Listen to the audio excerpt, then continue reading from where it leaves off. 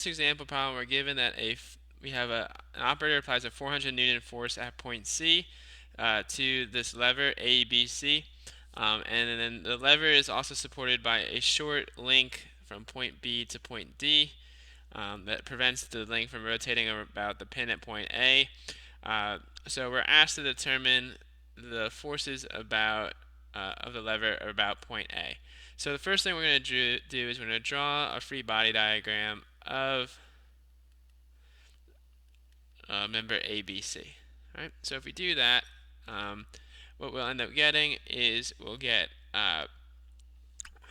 look. So we're going to first draw the outline shape. We'll draw at point A. We'll have a force to the pin. We'll call this force A. It'll be at some angle theta. All right, and then I'll call it theta, the angle theta A. At point C, we'll have our applied load of 400 newtons, and at point B, we'll have our load due to our pin, which I'll call force B, and I'll say that force B is applied at an angle theta B from that negative x-axis. And then we'll include the critical dimensions as well. So we know that from point B to point C, it's 0.5 meters away along the y-axis. From point A to B, it's 0.1 meters along the x-axis, and from point A to point B, it's equal to 0.2 meters along the y-axis. All right. So in this case, we have for a 2D problem, we have three equilibrium equations, but we could sum all our forces in x, set that equal to 0. We could sum all our forces in y and set that equal to 0. We could sum the moments about a point and set that equal to 0. But in this case, we actually have four unknowns. We have f of a, we have f of b, we have theta a, and we have theta b. So since we have more unknowns than equations, we can't solve this problem directly using just the free body diagram of ABC. So what we'll have to do is we'll have to look at member BD. So our second step is we're going to draw our free body diagram of member BD. All right. So if we draw just the free body diagram of member BD, what we'll notice is that, so we know that from at point B and at point D, this little bar here has the same dimensions, so it's 0.2 meters vertically and 0.2 meters horizontally. And we know that at point B and at point D, they're pin joints, so we can say that we'll have a force at point B, and we'll have a force at point D here.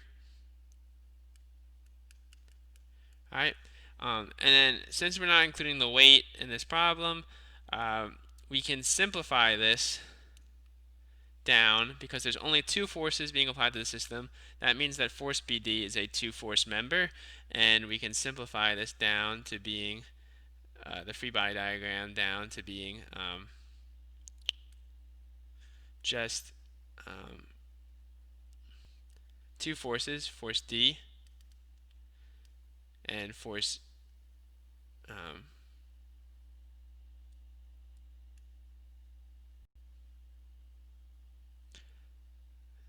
so we just have two forces, force B and force D. Alright, they're going to be equal and opposite in magnitude. Okay, and we know that they're going to be at a 45-degree angle. Okay. All right. So because of that, we know that theta b is going to be equal to 45 degrees. All right. So so to recap, for a two-force member, we know the forces to be equal and opposite, so that they be equal magnitude, opposite in direction, and that their lines of action have to go through the 2 points of application. So in this case, the points of application were points B and points D. Therefore, the line or of the direction of our force is to go from point B to point D, and since the member is 0.2 meters on each side, that means that the angle between those 2 points would be a 45-degree angle. All right, so just the inverse tangent of 0.2 meters over 0.2 meters. All right. So once we have that additional information, we're going to just redraw our free body diagram of ABC. So give me one moment here.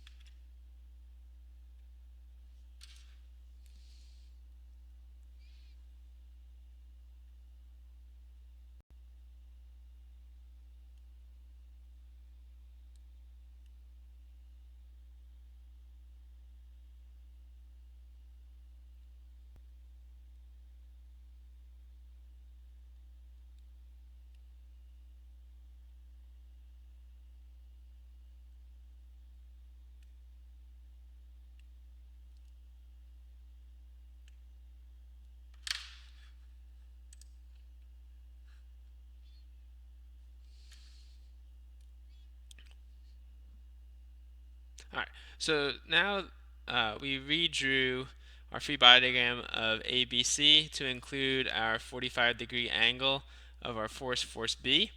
Um, so we know that, so if we look at ABC, there's only 3 forces being applied to it. So we know that the direction, or um, that all 3 forces must, since force B and force at point C are not parallel, they must all the force at A, the force at B, and the force at C must intersect at a common point. So if we draw the point of intersection of force B and the force that's applied at point C, we can call that point of intersection point E, and we know that if from point B to point C is equal to 0.5 meters, and we know that theta 3 is equal to 45 degrees, we know that the length from point C to point E must also equal 0.5 meters. Okay, so then the only thing we are not sure of is we need to know what. So we know that because force B and the force applied at C are go through point E, we know that the force that's applied at point A must also go through point E. All right, so we know that the force at A must also go through the point E. Okay, so if we know that, we can calculate theta A by taking the inverse tangent of the rise, or the change in y from point A to point E, right, divided by the change in x. Okay, so the change in y is going to be equal to 0.2 meters plus 0.5 meters. All right, and then the change in x is going to be equal to just 0.5 meters minus 0.1 meters. All right, if we calculate all that out, we get 60.26 degrees. All right, so now we're left with so now we can so we're left with, now we just have to solve for what is going to be FA and what is going to be FB. All right, so the easiest thing we can do is we can now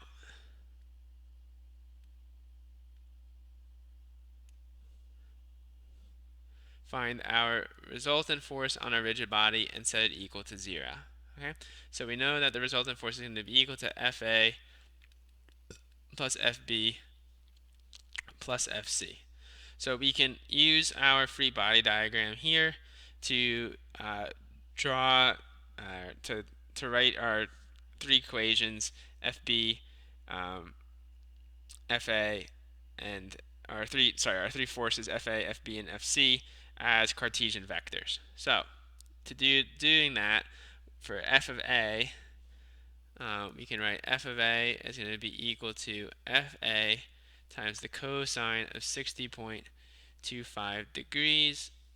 That'll be its x component plus f of A times the sine of 60.25 degrees, and that'll be its y component. F of B, we're going to write it as going to be equal to negative f of B times the cosine of 45 degrees, I plus negative f of B times the sine of 45 degrees times the unit vector j. The reason we included the negative signs is because force B was going along the I guess the third quadrant. So f of B of x and f b of y would be going along the negative x and y axes respectively. All right, and the last force is just our given force, f of c, and f of c was just given to us as being equal to positive 400 newtons. All right, so we can just add these all together, and that was only along the x-axis. So we can just add these all together, and we get our resultant force. So our resultant force is going to be equal to FA cosine of 60.25 degrees minus f of b times radical 2 over 2 plus 400 newtons I plus f of a cosine of 60.25 degrees minus f of b times the sine of 45 degrees times the unit vector j. Now we can take both of the x and y components of our resultant force and set them equal to 0. So if we sum all of the y components of our forces and set them equal to 0, what we end up getting is we get f of a sine of 60.25 degrees minus f of b sine of 45 degrees must be equal to 0. So we can say that f of a would be equal to fb times radical 2 over 2 divided by the sine of 60.25 degrees, which if we calculate that all out, we get f of a is equal to 0.18445 times fb. All right. So what we can do now is if we sum all of our forces in the x direction and set that equal to 0, what we would get is we would plug in for f of a the 0.81445 times fb, and then we multiply that by the cosine of 60.25 degrees, and then we subtract minus radical 2 over 2 times fb, and then we'd add 400 newtons here. Right? And then we can solve for f of, if we put everything in terms of fb, we would get minus 0.